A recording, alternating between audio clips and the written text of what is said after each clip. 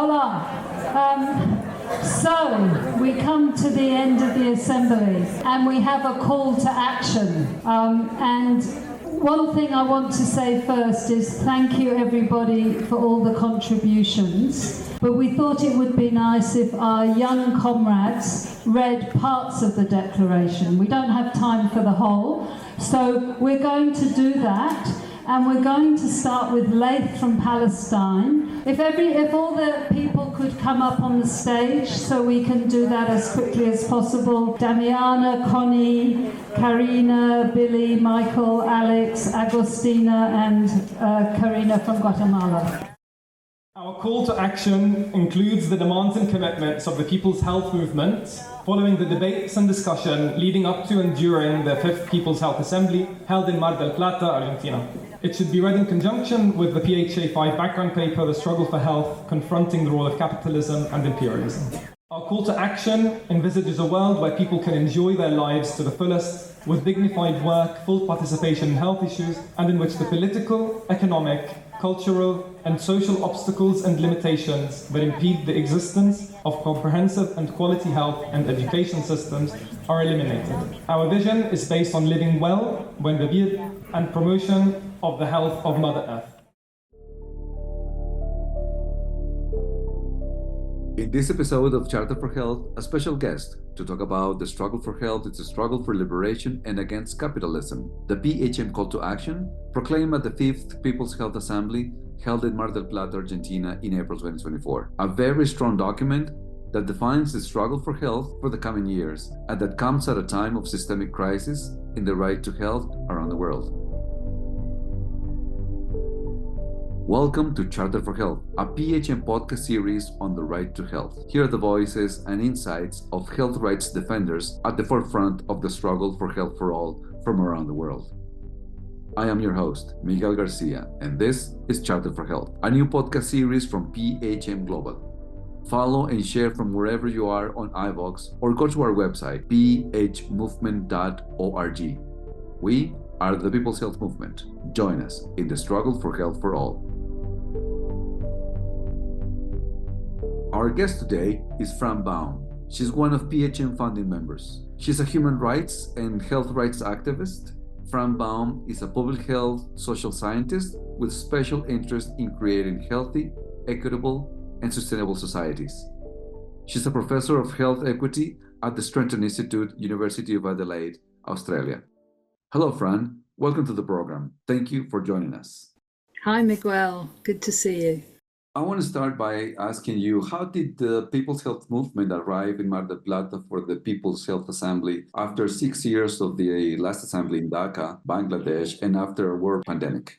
Yeah, well, normally People's Health Movement tries to have an assembly every 5 years, but obviously COVID really interfered with that. And our first People's Health Assembly was in 2000 in Bangladesh. Then we had one in Ecuador in 2005, and then in South Africa, and then in Bangladesh again in 2018. And then finally, despite COVID, we managed just in 6 years to have one in Argentina in Mar del Plata in April this year, 2024. It was the result of a lot of work by activists around the world to bring everybody together. It wasn't easy. There were lots of problems with visas and, whether people could travel. And it's quite expensive to travel to Latin America from Europe and from the Pacific and Asia. So it was remarkable that we got over 600 people gathered in Mar del Plata. From Samar in 2000 to Mar del Plata, the PHM has come a long way, as you just mentioned. What has changed in the struggle for health in almost these 25 years of struggle? Well, it's kind of sad because things have got worse. In 2000, we were saying, well, we haven't achieved health for all that was called for in the Alma Ata Declaration. And we felt that WHO was out of touch with people's health. And so instead of having a World Health Assembly, we wanted to have a People's Health Assembly. And our wish was that we would achieve, our slogan then was not health for all by, but health for all now. But sadly, what's happened in the last 24 years is that things have have got worse.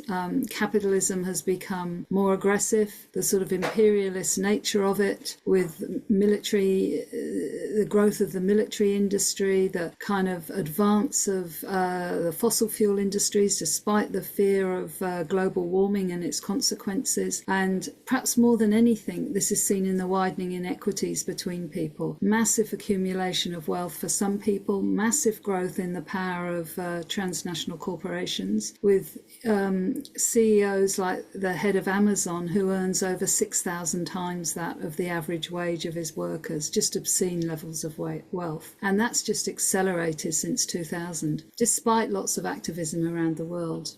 So what are the lessons learned from these gatherings every 5 years, and what's the importance of these assemblies for the movement?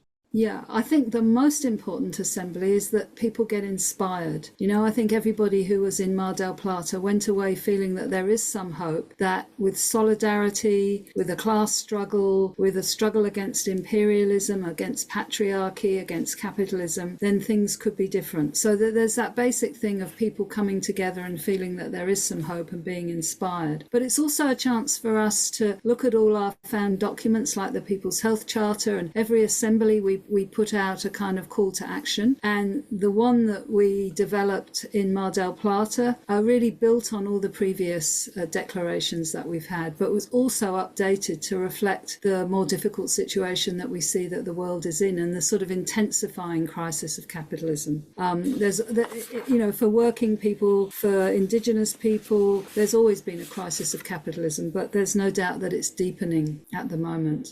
The call to action, the struggle for health is a struggle for liberation and against capitalism and imperialism. It's a very robust and ambitious document in which the PHM makes some demands and commits itself to achieving some goals in the struggle for health for the next years. So what is the engagement and the impact that the PHM is expecting to get from it? Can it be achieved? Yeah, well, I mean, it's a document. It's, it's something written on a piece of paper, and that has its limits. But it is a call to action. And I know both in People's Health Movement country circles and in our regional networks and in our thematic groups, people are looking at the call to action and saying, well, what can we do in our region? And it is a big call to action. It's got lots of action points, and no thematic group, no region, no country is going to be doing everything. But hopefully somewhere in the PHM movement, people will be responding to most of the demands that we've made. We really looked at ecosystems, food, energy and climate, and we have an active thematic circle in that area, and people also are active in the countries. We looked at the importance of challenging imperialist and capitalist knowledge and looked at the vast amount of diverse knowledges that they are, particularly indigenous knowledges, but also ancestral knowledges, feminist and decolonial knowledges. So just saying that we're recording this the week after Noam Chomsky died, and Noam Chomsky have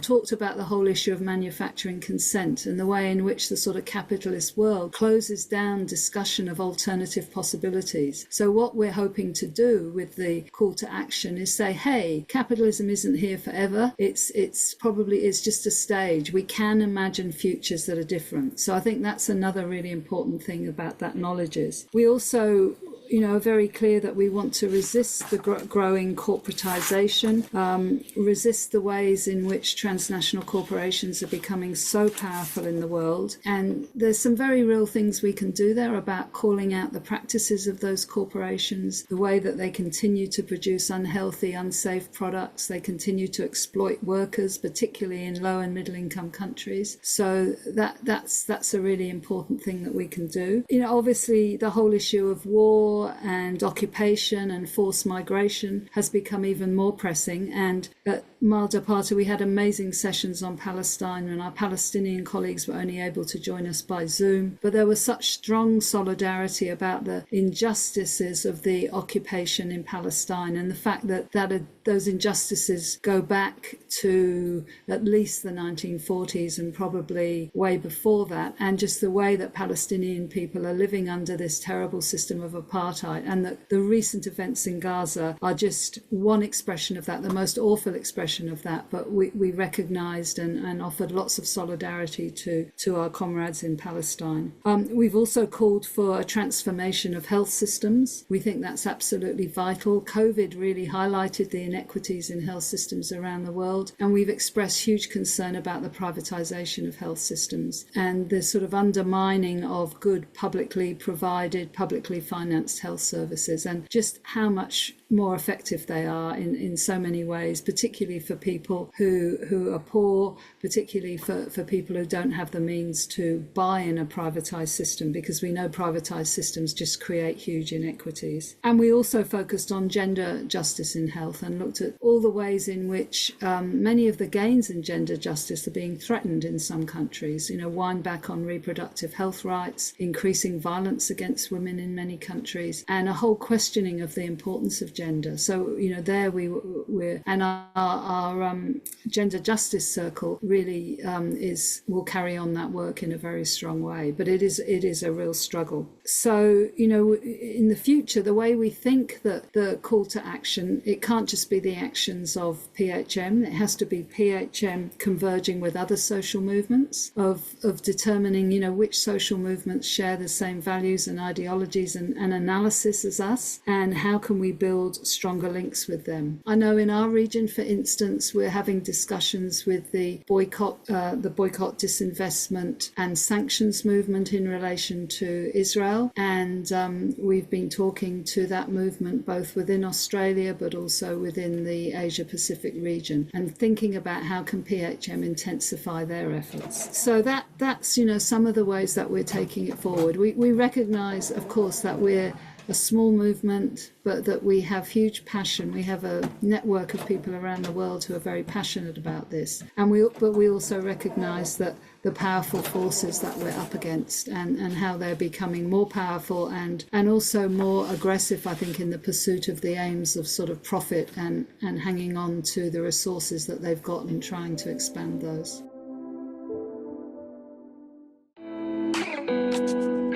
Let's take a short break, and when we get back, more of my conversation with Fran Baum on PHM's Mar del Plata Call to Action. Stay with us.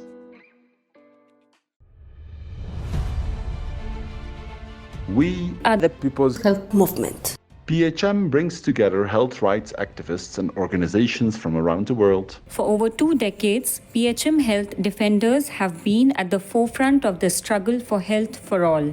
We maintain an independent voice without fear or favor. But now we need you to stand with us. We need your support to continue our critical and independent intervention on all health matters. To contribute to our cause, go to our website, phmovement.org, and find out how. Contribute and say proudly that you support health for all. Health for all. Health for all. Health for all. Health for all. I want to take you a little bit back to talk about the methodology of the call to action. It was developed after a very strong background paper, which is The Struggle for Health, Confronting the Role of Capitalism and Imperialism. Walk us through the process and how it was developed. Yeah, well, that process of developing that background paper was led by David Legg, who's one of the founding members of PHM, a long-term a previous member of the steering council of PHM. And he had a group of us who worked with him, mainly in terms of meetings over Zoom and email. And that paper really was a situational analysis of where are we in the world? What is the situation of capitalism at this point in the 21st century, and how is that affecting people's health, and what are some of the things we might do about that? So that was an amazing base on which to develop the call to action. And then pretty much the same members of that group, but with some other people added, then worked on that on the call to action before the assembly, and people would talk within their thematic circles. There were some discussions in countries and regions. so that by the time we started the assembly, or I think the week before, we were able to send out a draft of that call to action to everyone who was coming to the assembly. And then during the assembly, there were spaces where the draft call to action was discussed. That also happened in the meetings of the regions and the thematic groups, and a group of us worked to take in all that information and revise that draft, so that by the time we got to the last day of the assembly,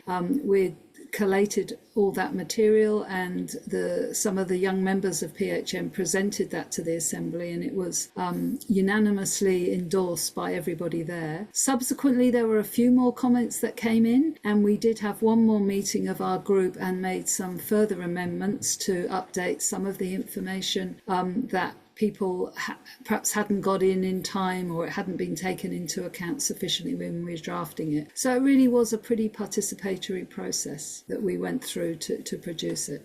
How did the Latin American people's ancestral concept of Buen Vivir was introduced into the discussions of the Assembly, and how is it reflected on the call to action? Yeah, well, I think it's very strongly reflected in the call to action, particularly in that section on alternative knowledges, because we really present it as an alternative way of seeing the world. Vivi Camacho from Bolivia was very central to bringing that perspective into the call to action. And she talked about the importance of honouring Mother Earth, of not seeing nature as something to turn into resources and profit, but as something to be valued in its own right, and as something that people should be living much more in harmony with. And that if we had a world where that was happening, then everybody would be much healthier, because there wouldn't be this kind of hyper exploitation of resources, and then a hyper consumerism to kind of first of all to produce the resources, but then to consume them in all sorts of ways that's encouraged by advertising, that's encouraged by social media, and that really creates a situation where there's kind of overconsumption in some countries and complete underconsumption in other countries, and the idea of living in a way that's in harmony with nature has been lost to so many communities. And that's where I think Indigenous communities really have a lot of lessons for other communities, because they haven't lost that link to culture and land. And I know in Australia, my Indigenous comrades, that is absolutely vital to them, that, being part of the land, knowing your ancestors were part of that land, and knowing it intimately and understanding it intimately, and the pain that is caused around the world to Indigenous communities, of course by colonisation, where that land was just stolen, but then by the sort of exploitation through extractive industries and so on, is so much in contrast to the concept of Buen Vivir, that just seems to capture this idea of a good life, and developing that in a way that isn't exploitative, that is actually in harmony with the planet. We only have one planet, and if we mess up this planet, there is no alternative. There is no planet B, as people say. So I think bringing that kind of Indigenous knowledge into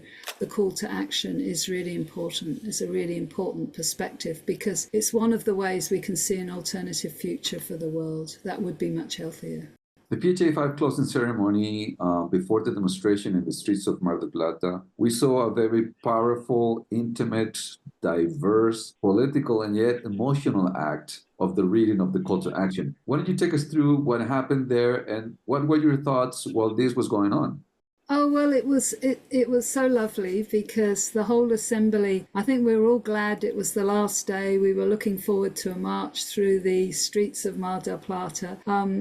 There were the young people, I think, how many young people were there? Was it 7 young people were reading?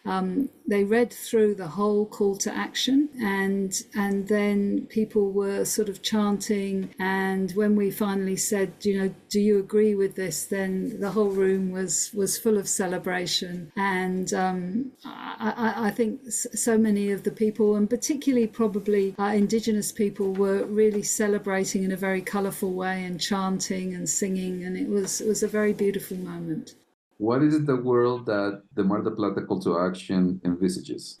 Well, I think the world we envisage is one where I think primarily I'd say the first thing is there's peace. At the moment there's so much conflict in the world. I mean, Gaza, but in Sudan there's a sort of forgotten conflict where millions of people has been displaced. In Tigray there's been a terrible civil war. In so many, and the other issue that was in terms of violence is the growth of kind of narco-capitalism with drug wars and drug gangs who are exerting huge violence over communities. So I think peace is absolutely vital. But then I think the sense that people can live in solidarity with each other and relationships between people are less exploitative. You know, it's not based on dog eat dog kind of philosophy. It's actually based on people respecting each other, reciprocity, solidarity, and a world where the differences in wealth are not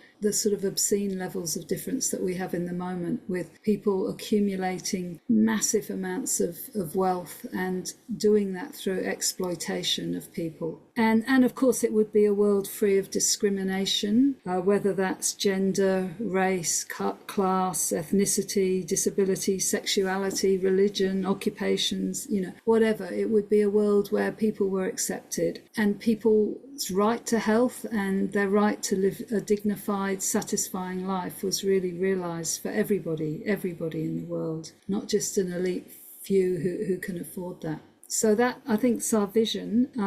And, you know, people would be liberated from the sort of colonial and economic structures that we have at the moment. And you imagine a sort of flowering of people's, their talents, celebrating their culture, celebrating art and music, and eating healthy food, having access to really good primary health care and good hospital care when they need it, but in a way that's not for profit, you know, in a way that's to provide for people's needs on the basis of their needs. Any final thoughts, hopes for the future, perhaps an invitation?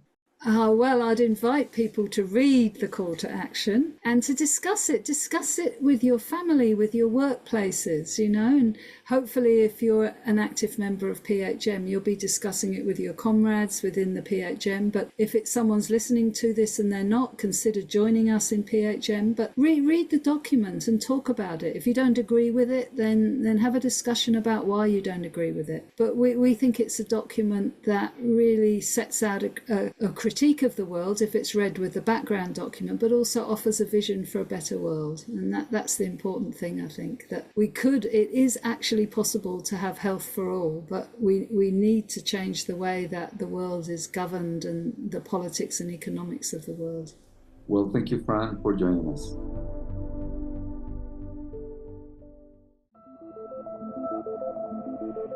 We are the People's Health Movement, bringing together health rights activists from around the world.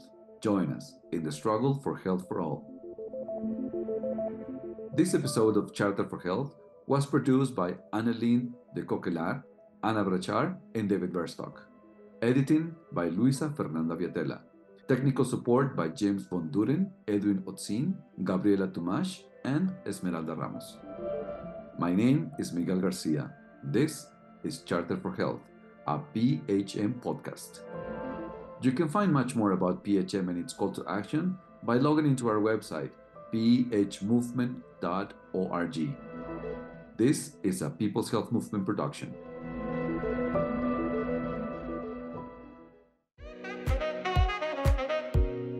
Hey everyone, I'm Chiara Bodini, co-editor of the Global Health Watch 6, flagship publication of the People's Health Movement. I am also a producer of the GHW podcast. Listen to the first season of our podcast in English, Spanish, French, and Arabic on iVox. You can also go to our website phmovement.org/GHW-podcast. So, do we want to adopt the call to action? Do we say yes?